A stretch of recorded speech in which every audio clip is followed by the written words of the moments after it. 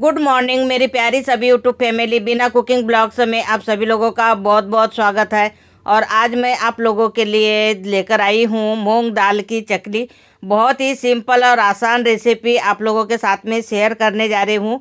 Video को पूरा ज़रूर देखें, सारी प्रोसेस आपको डिटेल में मिल जाएगी। तो सबसे पहले तो हमें लेना है मूंग दाल। धुली हुई दाल लेना है जो मार्केट में हमें आराम से मिल जाती है। तो यहाँ मैंने 1 कटोरी मूंग दाल ली है। 1 कटोरी मूंग दाल की आज हमें तैयार करना है चकली बनाकर। तो सबसे पहले जो हमारी दाल है उसे हमें एक डिब्बे में डाल देना है और 3 से 4 पानी में धुलकर हमें तैयार कर लेना है। तो ये देखिए, इस तरीके से हमें मूंग दाल को 3 से 4 पानी में धुल लेना है।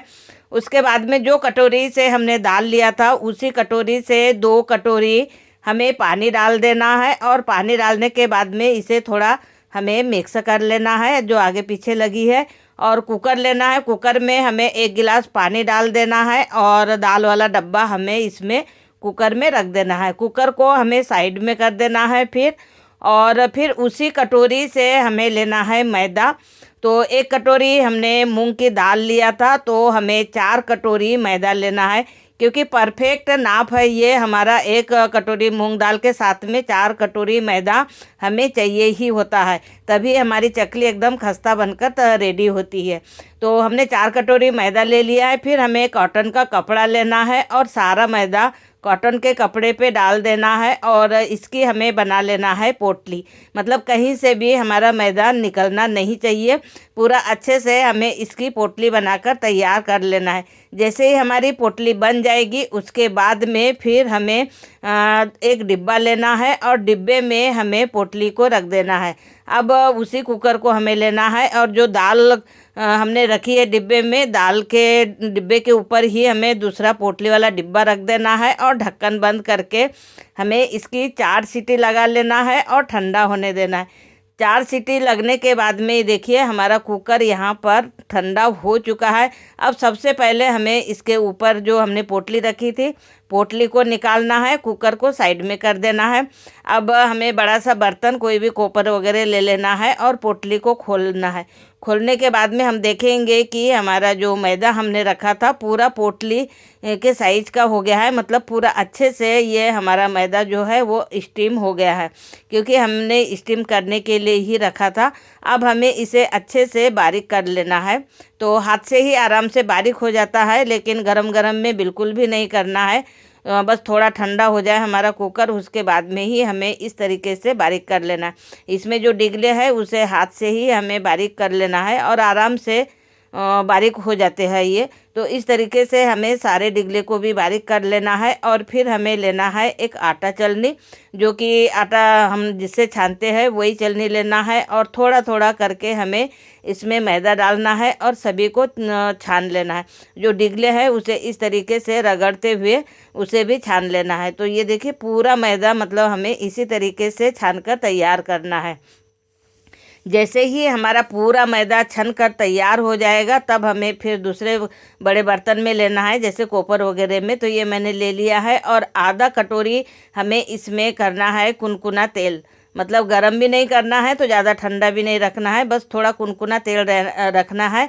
और मैदे में डालकर इसे हमें कर लेना है हाथ से ही खस्ता।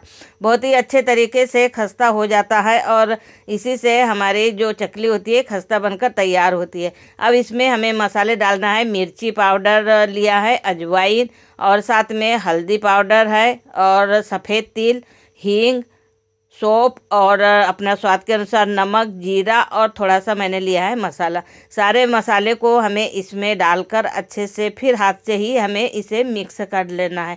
दोस्तों पूरी एक एक स्टेप अगर आप देखेंगे तो वाकई में आपकी चकली भी बहुत ही अच्छी खस्ता बनकर तैयार होगी। तो बस इस तरीके से हमें मिक्स कर लेना है। इसे भी हमें साइड कर देना है। फिर जो दाल हमने डिब्बे में रखी थी उबालने के लिए, मतलब चुड़ाने के लिए, तो बहुत ही अच्छे तरीके से हमारी दाल चुड़ चुकी है। अब इसमें पानी बिल्कुल भी नहीं है, क्योंकि 2 कटोरी पानी एकदम पर्याप्त रहता है हमारी दाल के लिए। अब इसमें हमें थोड़ा थोड़ा पानी दूसरा ठंडा वाला डालना है और इस तरीके से दाल को हमें अच्छे से फेंट लेना है। ज़रूरत पड़ेगी तो हमें पानी और डालना होगा। तो इस तरीके से हमें पूरी दाल को फेंट कर तैयार कर लेना है।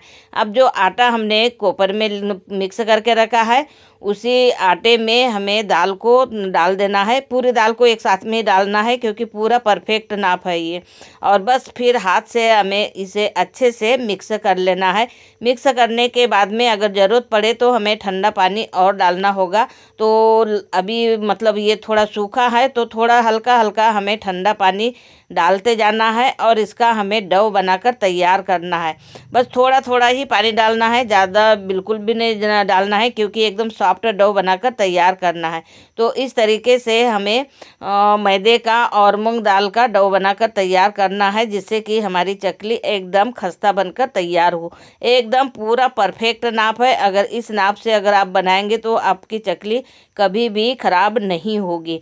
तो बस इस तरीके से हमें डो बनाना है। इसके अगर आप चाहे तो टुकड़े मतलब जैसे अलग अलग जैसे एक बराबर रोल बनाकर तैयार कर सकते हैं, ताकि हम लोग मशीन में आराम से इसे डाल सके। तो बस इस तरीके से थोड़ा हमें और सॉफ्ट करना है ताकि हमारी जो चकली है ना एकदम सॉफ्ट सॉफ्ट बने।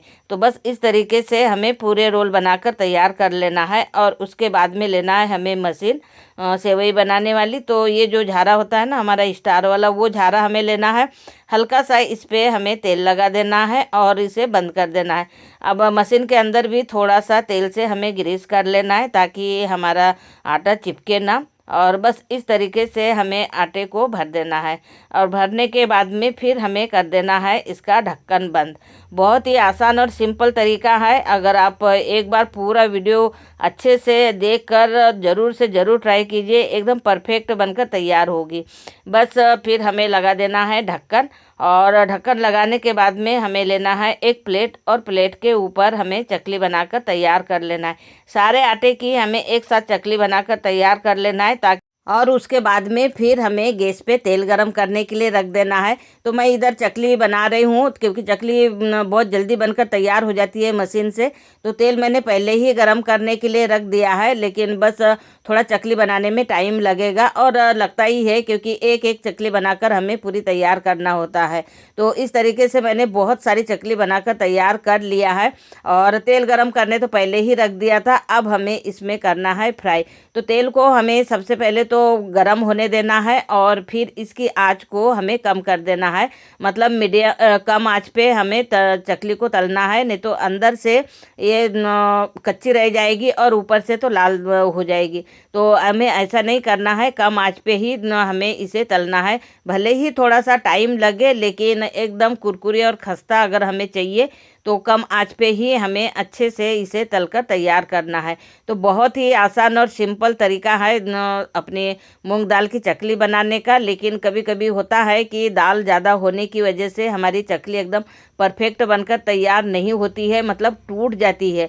तो ऐसा नहीं होना चाहिए। इसलिए आप अगर पूरा वीडियो एक बार दो बार ज़रूर देखिए और उसके बाद में बनाकर ट्राई करेंगे ना तो आपकी भी चकली इसी तरीके से बनकर तैयार होगी। तो दोस्तों, आप लोगों को मेरा ये वीडियो कैसे लगा कमेंट करके ज़रूर बताइए। और आप चैनल पर पहली बार आए तो चैनल को ज़रूर सब्सक्राइब कर लीजिए, क्योंकि ऐसी एकदम सिंपल सिंपल सी रेसिपी जो कि हर कोई बना सकता है और अपने बेसिक मसाले घर के जो होते हैं उसी के साथ में ऐसे मैं डेली अपने चैनल पर अपनी रेसिपी आपके साथ में शेयर करते रहती हूँ।